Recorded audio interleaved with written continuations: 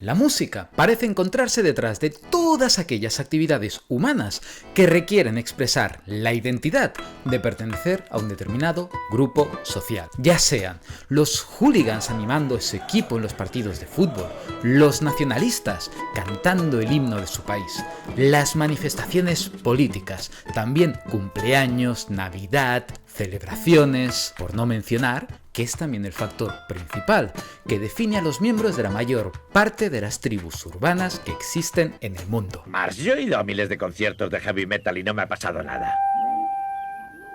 ¿Y por qué? ¿Existe acaso algún poder oculto en la música que permita fortalecer vínculos con nuestro grupo social? ¿Y si te dijera que sí? Que hay cada vez más científicos que están convencidos que ese no es más que el principal motivo por el que la música pudo, de hecho, haber surgido en un primer momento en la especie humana. Que todas las investigaciones científicas de los últimos años están poniendo de relieve la importante relación que existe entre la música, determinadas áreas del cerebro y hormonas como la oxitocina, que tradicionalmente han estado relacionadas con el refuerzo y la creación de lazos sociales. Pues quédate, que comienza una nueva serie donde exploraremos esta posibilidad en profundidad. Bienvenidos a Biomusicology.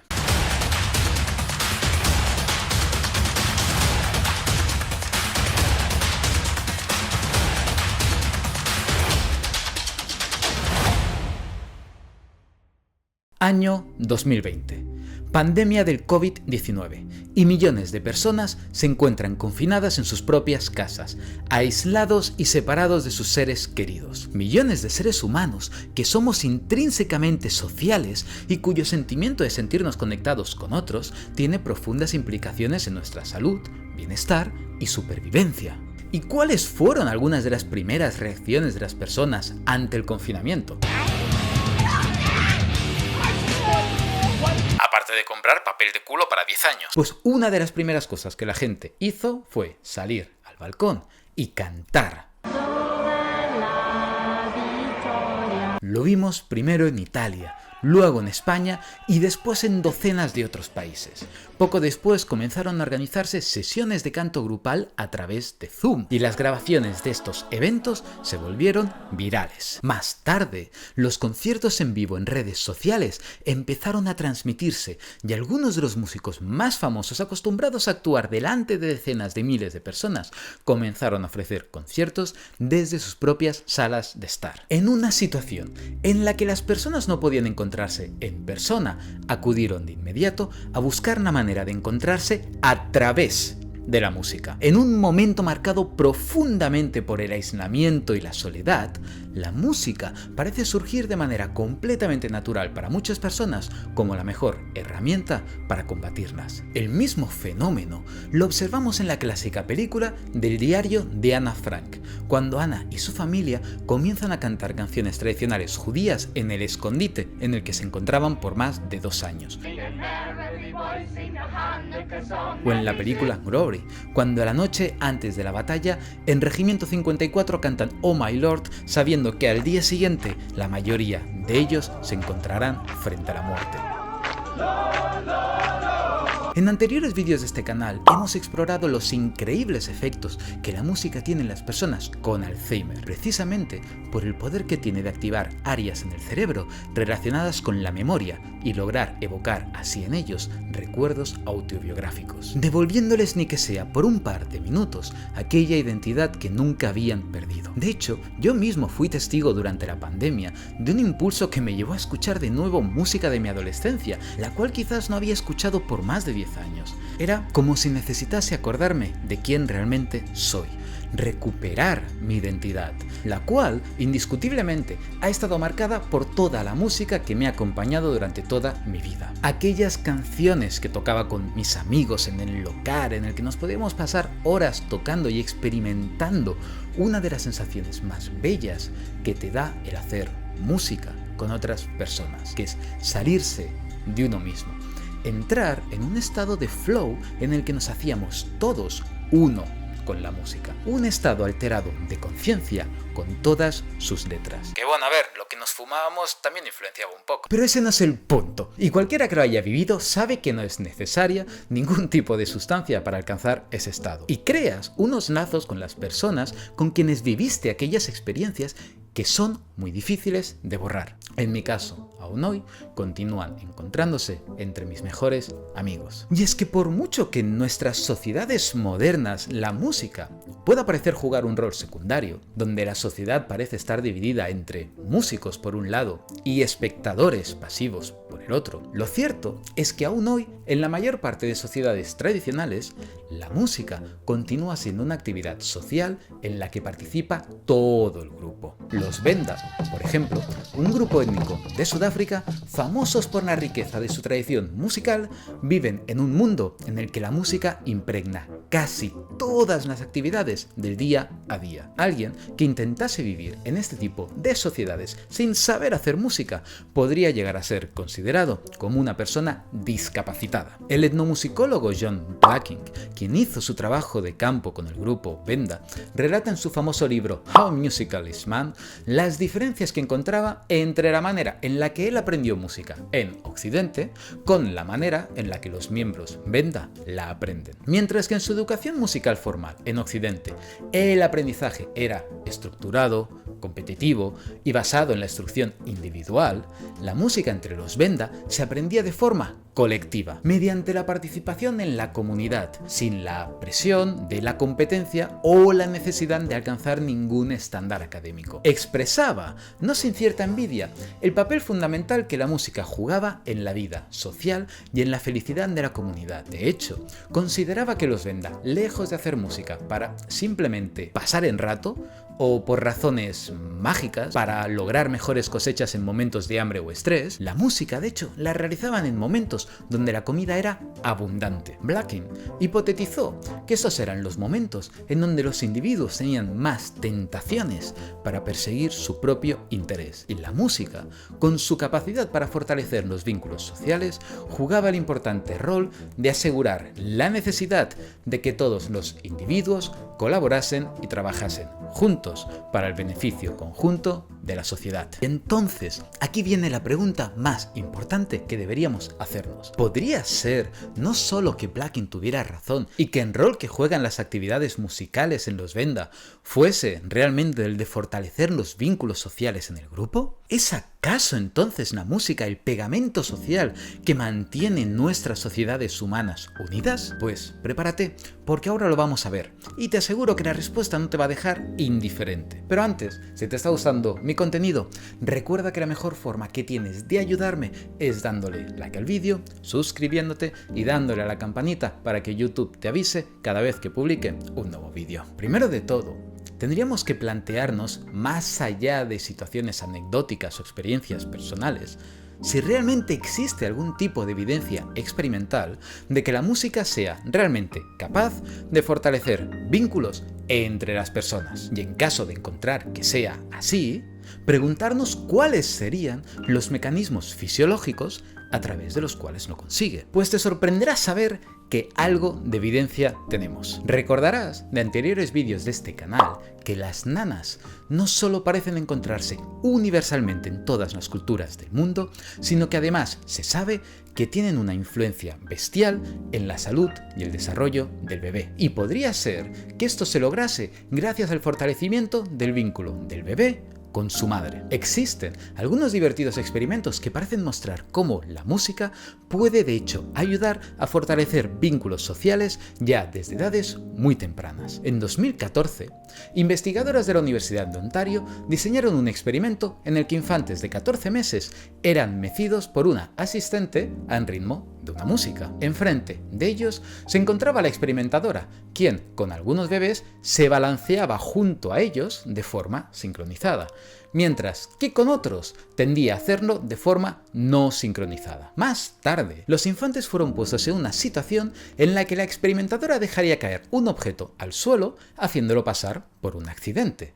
Esto les permitiría comprobar si el infante ayudaría al experimentador recogiendo el objeto y devolviéndoselo. Encontraron que los infantes tendían más a ayudar a la experimentadora cuando ésta se había mecido de forma sincronizada con el infante. En otro estudio, niños de 4 años interactuaron entre ellos de diferentes maneras, o bien de manera musical, aprendiendo juntos a cantar o tocar canciones infantiles, o bien a través de juegos no musicales. Los experimentadores encontraron que hacer música incrementó, al igual que en el anterior experimento, comportamientos más altruistas entre ellos. En la edad adulta, encontramos el mismo fenómeno que lo podemos evaluar a través de juegos similares al del dilema del prisionero. Si no estás muy al tanto de qué es la teoría de juegos, tranquilo porque en futuros vídeos hablaremos mucho de ello. El dilema del prisionero es un tipo de juego en el que dos participantes tienen que decidir si colaboran o se traicionan. Poniendo por ejemplo que hay un botín con 100 euros en juego,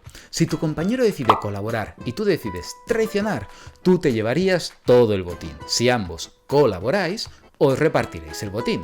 Y si ambos os traicionáis, ninguno de los dos se llevará el botín. En un interesante estudio, quisieron evaluar si la música podría incrementar la colaboración entre personas que no se habían visto nunca. Para eso, crearon 4 condiciones. En una condición, los participantes tenían que cantar juntos. En otra, escucharon música sentados en un sofá. En otra, leyeron poesía juntos de manera activa, interactuando entre ellos. Y finalmente, en otra condición, simplemente vieron una película juntos. Una película, por supuesto, sin música. Posteriormente, jugaron al juego. Tan solo los participantes que habían cantado juntos tendieron a mostrar unos niveles de colaboración en el juego muchos más elevados que el resto. Es decir, no basta con escuchar música juntos de manera pasiva. Hay que interactuar musicalmente para lograr los efectos de la cohesión social. ¿Y cómo lograría la música estos misteriosos efectos? ¿De qué manera hackearía esta nuestra fisiología para que confiemos más en alguien después de haber hecho música juntos? Pues obviamente el sospechoso número 1 para muchos es la oxitocina. La liberación de oxitocina, conocida popularmente como la hormona del amor, suele estar relacionada con comportamientos altruistas. Y es que, de manera similar a como ocurre con la música, recientes investigaciones parecen mostrar que la administración de oxitocina intranasalmente parece mejorar las actitudes prosociales en individuos egoístas, e incluso se está investigando su uso para mejorar las habilidades sociales en personas con autismo. Sabemos que la oxitocina suele liberarse de manera natural en situaciones de afecto o contacto físico, como cuando alguien te abraza, pero también especialmente durante las relaciones sexuales. Podríamos decir que en algunas ocasiones hacer música con alguien podría parecerse más hacer el amor de lo que en un primer momento podrías pensar. Existen varios estudios que parecen mostrar no solo incrementos en los niveles de oxitocina en los participantes después de actividades musicales, como el canto coral, sino también activación en áreas cerebrales asociadas con la empatía y comportamientos prosociales, como por ejemplo el córtex cingulado anterior, la amígdala y la ínsula. Sin embargo, la relación no parece del todo clara, ya que existen estudios que no han logrado encontrar esos incrementos en niveles de oxitocina después del canto coral, o lo han encontrado solamente cuando los participantes improvisaban durante el canto. Y por eso, ahora viene la pregunta más importante que nos tenemos que hacer. Y esta es, ¿y qué? ¿Y a mí qué me importa? O sea, perdón si parezco duro, no digo que no sea interesante explorar la relación entre la música y la oxitocina o determinadas áreas del cerebro que estén relacionadas con las actitudes prosociales. Pero ¿no os da un poco la sensación de que os están tratando como a tontos cuando alguien nos da este tipo de explicación? Es como cuando encuentras en la mayor parte de secciones de ciencia pop en los periódicos titulares como "Descubren por qué nos gusta la música" y dicen, el motivo por el que nos gusta la música es porque activa las áreas de recompensa del cerebro y libera dopamina, la hormona de la felicidad. ¿Pero qué mierda de explicación es esa, bro? Es decir, nosotros ya sabemos que la música nos da placer, y si sabemos que la dopamina es una hormona asociada con el placer, lo raro sería no encontrarla. Para establecer una relación causal directa entre la música y la liberación de dopamina, tendríamos que demostrar que esta funciona literalmente como si fuese una droga. Es decir, que una vez la consumes, sería complicado evitar los efectos que esta provoque en ti. Los cuásares, los púlsares, los planetas, las estrellas, los cometas, todo iba Pero perdonadme que ponga en duda esto. Cuando tu vecino está a las 4 de la mañana poniendo música a toda hostia y tú te tienes que levantar a trabajar en 3 horas.